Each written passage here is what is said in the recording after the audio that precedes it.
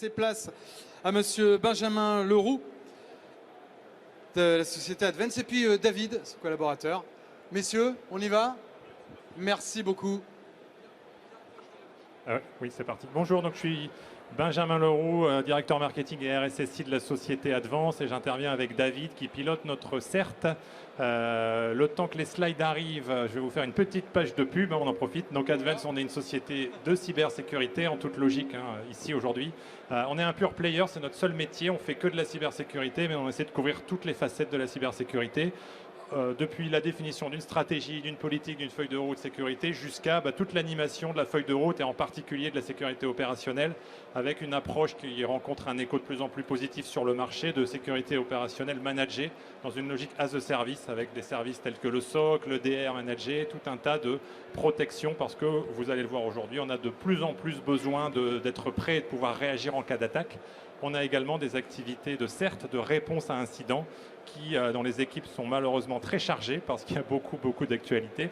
Et donc aujourd'hui, on va vous partager nos retours d'expérience sur, en gros, une fois que l'attaque est passée, une fois que le plus dur de la crise a été géré, comment on se remet dans un mode normal?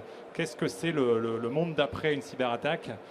Et quels sont les conseils, notamment de collaboration entre le CERT, donc les équipes de réponse à incidents, et le SOC, les équipes de sécurité opérationnelle qui sont plutôt dans la détection et la réaction. Et ben voilà, les slides sont arrivés. Alors, bon, vous avez eu la page de pub, donc on est 300, on est présent partout en France et n'importe où grâce au télétravail. Et on a notamment une présence assez forte dans pas mal de secteurs, notamment le secteur public, avec différents marchés. Et nos prestations sont labellisées par l'ANSSI, les prestations d'audit et très prochainement les prestations de CERT et de SOC. Alors, voilà, on pose le contexte. Malheureusement, votre organisation a été attaquée, les défenses n'ont pas tenu, ou alors il n'y avait pas de bonne défense en place. L'attaque a pu avoir lieu, les différentes tentatives, malheureusement, se sont soldées dans une réussite pour les attaquants. Il y a eu une intrusion, il y a eu un certain nombre d'actions en urgence qui ont été faites, soit par vos équipes, soit par un CERT en interne ou en externe qui vous a aidé. Et maintenant, qu'est-ce qu'on fait? Quand est-ce qu'on considère que c'est terminé? Quand est-ce qu'on clôture cette étape de crise? Et comment on se remet progressivement à la normale? Comment on retrouve un mode nominal? Donc c'est ça aujourd'hui ce dont on va parler, avec des éléments issus de retours d'expérience de nos nombreuses interventions en gestion de crise et puis du quotidien de notre SOC qui sert plusieurs dizaines de clients à l'échelle internationale. Donc on va vous donner de la matière pour que quelque part vous sortiez de ce talk avec votre checklist. Quelles sont les étapes à suivre pour ce retour à la normale?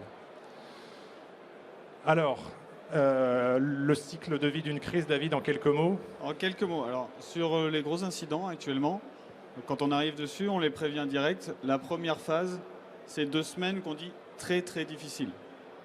Sans suivre 3 à 4 semaines difficiles et 3 à 4 mois compliqués.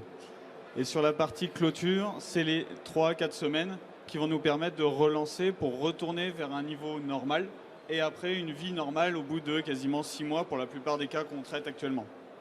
Donc déjà on voit que le temps est assez long, ce n'est pas quelque chose qui va se gérer en un week-end ou en quelques heures, et on est là justement pour vous aider à vous projeter et bien préparer ce retour à la normale et pas se précipiter, clôturer trop vite parce que c'est le meilleur moyen de se refaire avoir par des attaquants qui ont bien compris que si ça a marché une fois, peut-être que ça va remarcher une deuxième fois. Donc la première étape dont on va parler, c'est justement cette étape de clôture de la crise. À partir de quand on peut considérer que la crise est terminée?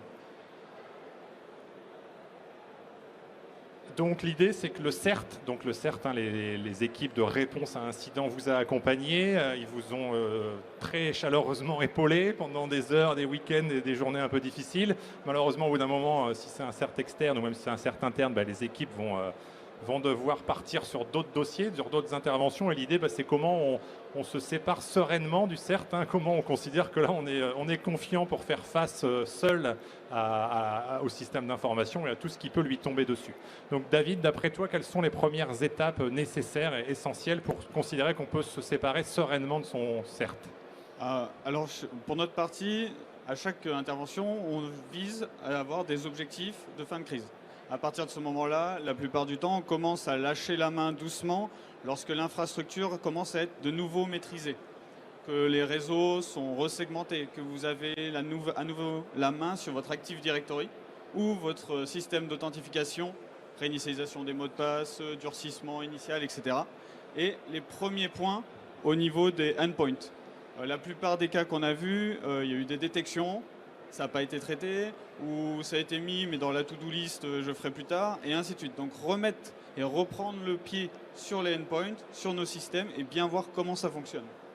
Et après, dès qu'on a remis toutes ces briques de sécurité, nous on fait une sorte de passage en relais tout doucement, qui va nous amener au moment où les gens, on va les voir plus que quelques fois par semaine, puis une fois par semaine, et puis après on se lâche après avoir fourni le rapport et tout le plan d'action qui va derrière. Donc on voit deux éléments, je pense. L'élément clé, c'est l'Active Directory. Tu confirmes que très souvent, c'est quelque chose qui se fait secouer et sur lequel il va falloir reprendre la main. Clairement, à l'heure actuelle, enfin, on voit à chaque fois l'AD se fait prendre, que ce soit avec des comptes utilisateurs ou alors l'attaquant passe derrière et change tous les mots de passe de l'AD avant de partir. Au moins, il est tranquille. Pour récupérer un compte qui a encore des droits sur votre infrastructure, c'est compliqué. Donc il faut l'anticiper, il faut le prévoir.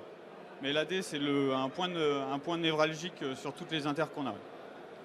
Donc on a vu un certain nombre d'éléments techniques, l'AD, on parlait de segmentation de réseau, de reprendre la main progressivement sur les endpoints et en muscler la sécurité.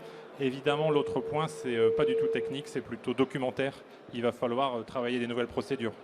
Les nouvelles procédures, la nouvelle façon de travailler. Souvent, on arrive sur des cas où les gens avaient des habitudes de travail et il va falloir complètement changer ça. Et c'est dans la deuxième phase, au moment où on va lâcher la main, qu'on va leur donner toutes ces petites procédures. Voilà, avant, vous faisiez comme ça, maintenant, il va falloir faire comme ça. Donc justement, l'étape d'après, une fois qu'on considère que la crise est clôturée, ça va être de progressivement mettre en place le retour au mode nominal et on va voir le poids de la partie organisationnelle, justement. La partie technique va peut-être progressivement s'effacer pour que maintenant le gros du travail se fasse sur justement ces modes de travail. Donc qu'est-ce qu'il faut faire, David, pour déjà se remettre dans un état nominal? Est-ce qu'il faut surveiller uniquement la porte d'entrée ou la porte de derrière par laquelle est passé l'attaquant parce qu'on pense qu'il va revenir, ou est-ce qu'au contraire il faut essayer d'avoir un œil partout, sachant qu'on n'a peut-être pas de capacité de détection à ce moment-là parce qu'on n'en avait peut-être pas avant l'attaque? Par quoi on commence alors pour retrouver ce mode nominal? Alors, dans tous les cas de figure, il faut surveiller ce qu'a fait l'attaquant.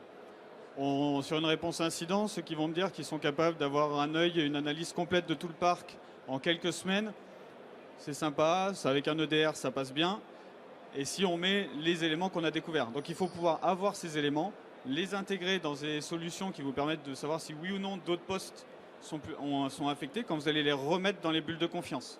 Parce qu'en gros, il va falloir recréer des bulles de confiance, et en remontant ces bulles de confiance, il faut être sûr qu'il n'y a pas l'attaquant ou un implant qu'on n'aurait pas vu qui soit encore dedans.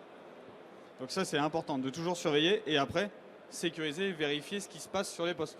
La plupart du temps, on retrouve on va dire de la cyberpollution sur les postes en même temps, des trucs qui étaient assez vieux, qui avaient peut-être 2-3 ans, qui avaient été touchés mais pas bien nettoyés. Donc c'est assez important.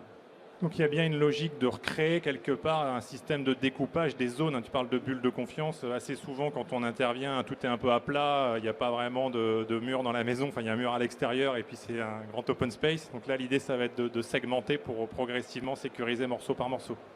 C'est ça. Et on remonte donc toutes ces bulles de confiance au fur et à mesure. Et à partir d'une certaine masse critique, on part du principe qu'on peut remonter plus rapidement. Et on est sûr que cette masse ne sera pas touchée. Elle a été durcie pour ne pas reprendre.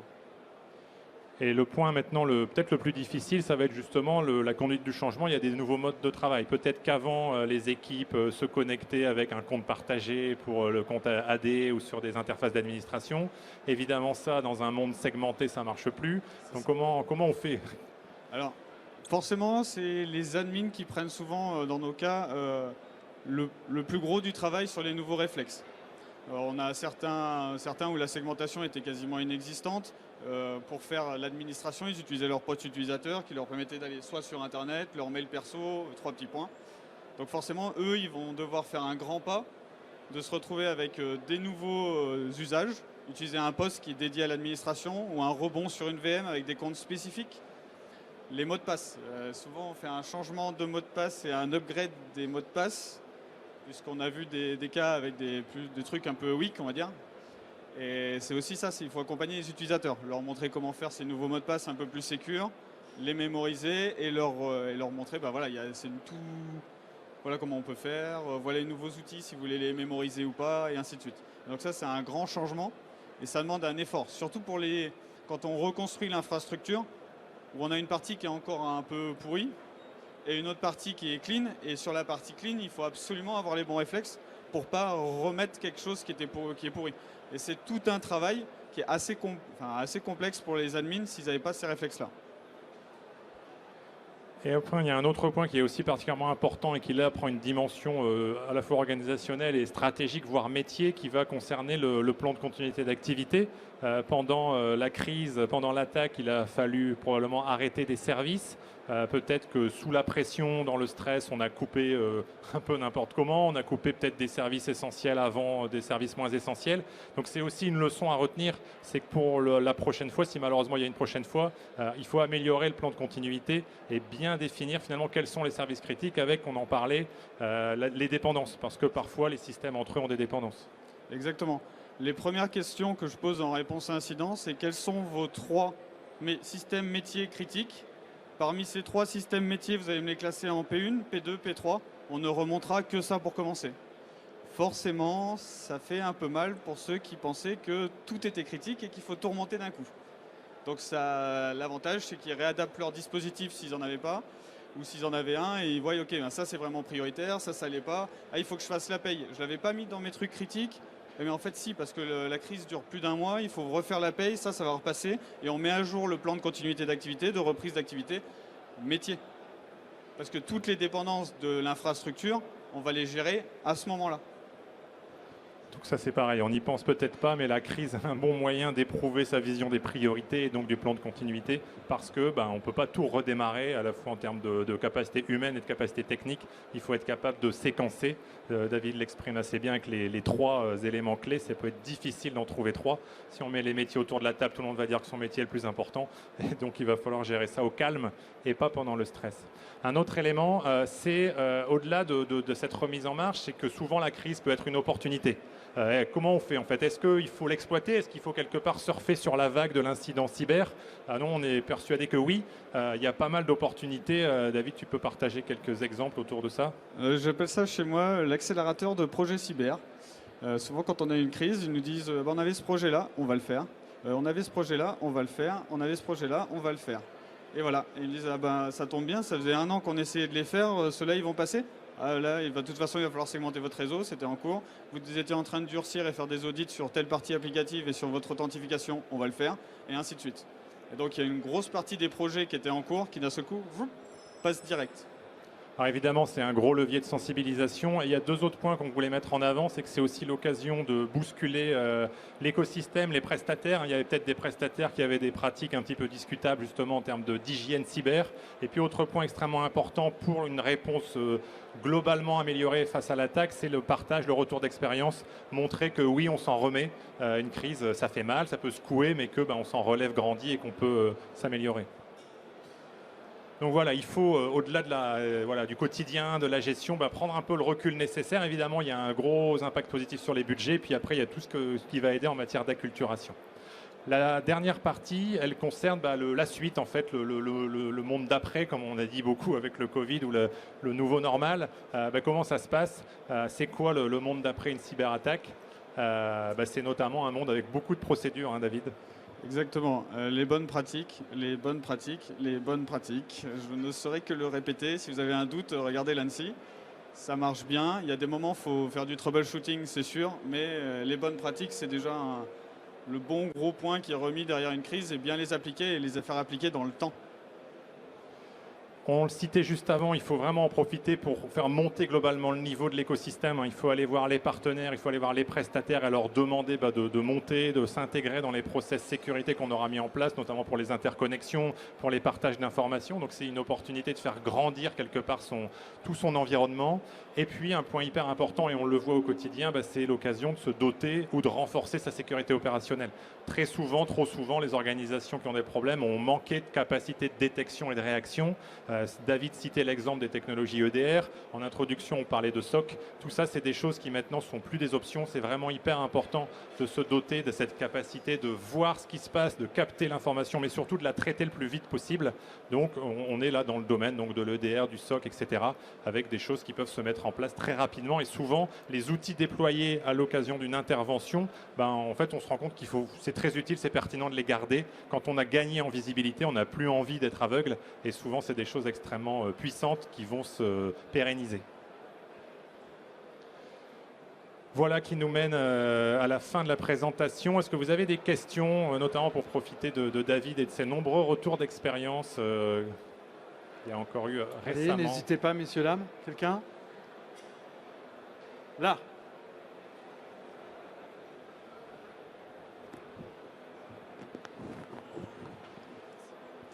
Merci pour la présentation. J'ai deux petites questions. Vous parlez justement de l'accélérateur de projets cyber. Les projets pour vous, il faut les mener pendant la crise? Il faut les mener juste à la fin de la crise? C'est le CERT qui doit s'en occuper? Pour répondre, il y a certains projets qu'on va mener pendant la crise et qui vont être gérés au niveau du CERT en relation avec le commanditaire. Et on va faire en sorte de les accélérer pour qu'ils arrivent à leur terme. Donc ça, c'est très pratique. Surtout quand je prends un exemple de la segmentation réseau, etc. Moi, je suis arrivé sur des cas où c'était en cours. Donc en gros, c'était en chantier. Et l'avantage, c'est qu'on l'a accéléré direct. On a fait ça, on va le passer en priorité, on le met et ça marche. Et après, il y a d'autres chantiers qu'on met dans les plans d'action pour que ce soit pris derrière l'incident quand ils ont un peu plus de temps et de recul sur leurs nouvelles pratiques. Et ma question, la suivante, elle est un peu plus macro. C'est que du coup, ça sous-entend évidemment qu'on va reconstruire le SI, mais en mieux. Le CERT, pour vous, il doit s'arrêter quand c'est sécurisé ou il doit s'arrêter quand le service retourne, ce qui n'est pas forcément... ce qui peut être... il peut se faire retrouver juste derrière et du coup... Alors le but du CERT, c'est de faire en sorte que tout ce qu'on a vu, il ne puisse pas se faire retrouver derrière direct. Donc forcément, nous, on commence à partir quand il y a un minimum. En gros, quand il y a un minimum sur la partie filtrage de Internet à l'intérieur, la partie authentification, qu'elle soit double facteur ou ce genre de choses pour les VPN de prestataires, puisqu'on a beaucoup de cas de comptes de prestataires. Donc on fait ça aussi, on vérifie. Et après, le niveau de sécurité au niveau de l'AD. Souvent, l'AD, c'est pour toute la partie authentification. Et là, tant qu'on n'a pas atteint un certain niveau, en fait, on ne lâche pas. Et la protection des endpoints. La plupart, on se sert de l'EDR pour faire des bulles de confiance et remonter les systèmes. Donc voilà, j'espère avoir répondu à ta question. Bien, merci messieurs en tout cas. C'était assez clair. C'est vrai qu'on pourrait en parler des heures, parce qu'on est tous concernés. Je pense que David doit être sollicité partout, tout le temps. Comment je fais? Qu'est-ce qui se passe? Voilà. Mais il existe des solutions et il y a justement des spécialistes pour cela. Et Advance en est une. Donc merci à Benjamin Leroux, qui est directeur marketing, et David.